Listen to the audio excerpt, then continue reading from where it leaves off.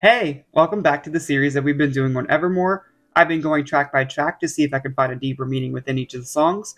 Today we're on track 6, which is titled No Body, No Crime. It does feature the band called, I don't know if I ever say it right, Haim, but it features them. I'm very curious to see what we're going to get into given the title of the song, and also I am a little concerned that I might disappear into the background considering this is a little bit green, so hopefully that doesn't look too off-putting, but let's just get started.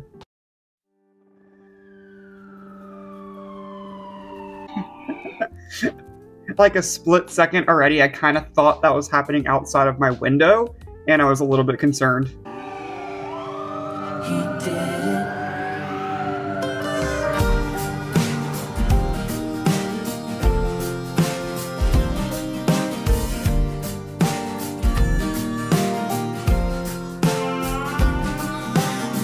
Given the little bit of production I've already heard, it does sound like it leans more into the country music. SD's a friend of mine. We meet up every Tuesday night for dinner and a glass of wine. SD's been losing sleep. Her husband's acting different and it smells like infidelity. She says that ain't my Merlot on his mouth. That ain't my jewelry on our joint account. No, there ain't no doubt. I think I'm gonna call him out. She says, Before we continue, let me read that first verse. It said, SD is a friend of mine. We meet up every Tuesday for a dinner and a glass of wine. SD's been losing sleep. Her husband's acting different and it smells like infidelity. She says that ain't my Merlot on his mouth. That ain't my jewelry on our joint bank account. And there ain't no doubt. I think I'm gonna call him out, she says. So it sounds like someone's husband is cheating on them. And when I think of no body, no crime, it's like trying to come up with evidence to prove that someone is guilty of something. So she probably doesn't mean an actual body. It's probably just saying like she's gathering the clues to prove that this person is cheating. And like that's how she mentioned the jewelry and the Merlot. So that's the way I'm kind of leaning into so far. I think he did it, but I just can't prove it. Yeah, I feel like that's kind of what I just said. I think he did it, but I can't prove it. She's looking for those signs. And there's no body, no crime, kind of. I think he did it, but I just can't prove it. I think he did it, but I just can't prove it. No, no body, no crime, but I ain't letting up until the day I die. Not giving up until the day I die is a little bit intense, but I think that's kind of interesting because I feel like she has a lot of proof already. I mean, the breath smelling is probably not your most strong evidence, but I feel like proving on your joint bank accounts that you're buying jewelry and it's not for me or you would be a pretty big giveaway, to be honest.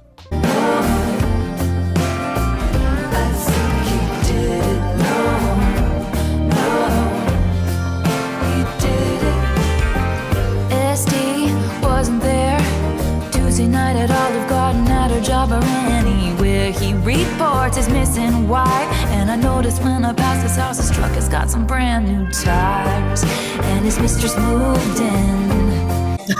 Okay, wait, hold on. I gotta go back because I might have been very wrong from what I said at the beginning.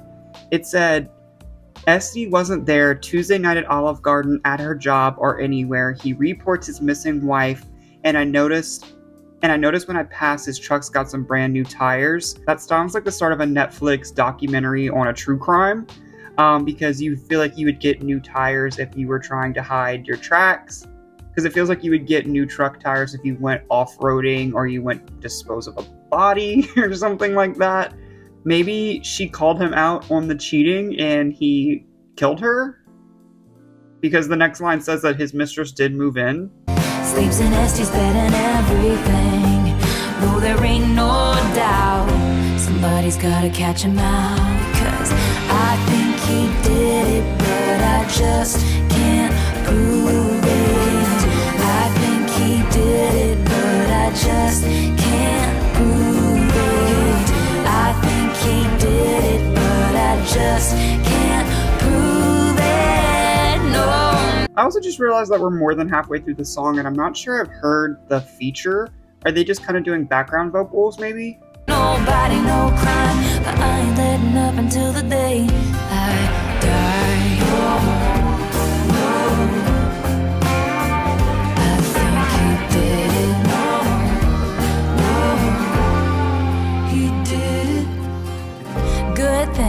daddy made me get a boating license when I was 15. And I've cleaned enough houses to know how to cover up a scene. Good thing Este's sister's gonna swear she was with me. She was with me, dude. Good thing his mistress took out a big life insurance policy. They think she did it, but they just can't prove it. They think she did it, but they just can't prove it. She thinks I did it, but she just can't prove it. Hold on, this bridge just like completely changed it. I gotta read it again. Good thing my daddy made me get a boating license when I was 15, and I've cleaned up enough houses to know how to cover up a scene. Good thing Este's sister's gonna swear she was me. She was with me, dude. Good thing his mistress took out a big life insurance policy. They think she did it, but they just can't prove it. They think she did it, they just can't prove it. She thinks I did it, but she just can't prove it. So, like, is each verse a different crime in a timeline, maybe? Like, I'm kind of a little bit mind blown, but the first crime was the infidelity of Este's husband, maybe. And then she called him out on the cheating. So then he killed Este, from what I understand. And then Este's mistress moves in, and the friend group, which I assume is Taylor in this imaginary scenario, Taylor and the Este friends conspire and think that it is Este's husband that is responsible for Este's death.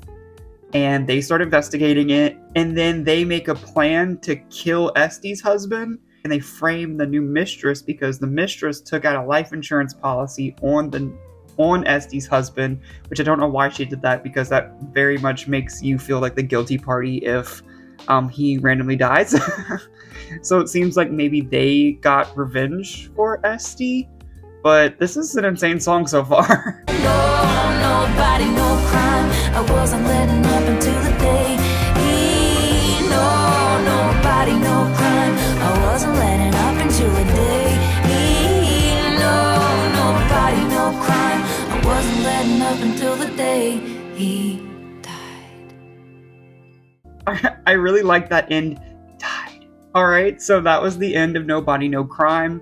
I genuinely mean it when I say it. I feel like that could be a plot of a documentary or even a movie. Like, someone should make this into something. A song that it reminds me of is, I'm not sure if this is a very niche song because it's pretty niche to me, but my sister is about 10 years older than me, so she has a very different, like, music taste or grew up with different music. And there's this country song that she used to play all the time on like a CD in her car, and it was called Goodbye Earl, and it was about someone killing their husband or boyfriend or something named Earl, and it reminds me a lot of that song. So if you haven't heard that song, you should go and listen to it and see if you find that it reminds you of that. It's just very similar storylines to me, so I think that was really fun. One thing I will mention is how fun Evermore has been, because thinking back to the last 5 tracks in just a very quick summary. First track, I Love My Boyfriend. Second track, I'm Insane and I Broke Off an Engagement. Track 3, I Love My Boyfriend and He's Basically Gold. Track 4, When I'm in My Hometown, I Hook Up with an Ex. And then track 5, Absolute Heartbreak. And then track 6, Break Me or My Friend's Heart and We Will Kill You. So I genuinely don't know where we're going to next, but this album has been so fun for me so far. But thank you for watching. Let me know if you have any perspective on the song that I might be missing. Maybe there's more to the story than I'm getting here. But thank you for watching, and I'll see you in the next one.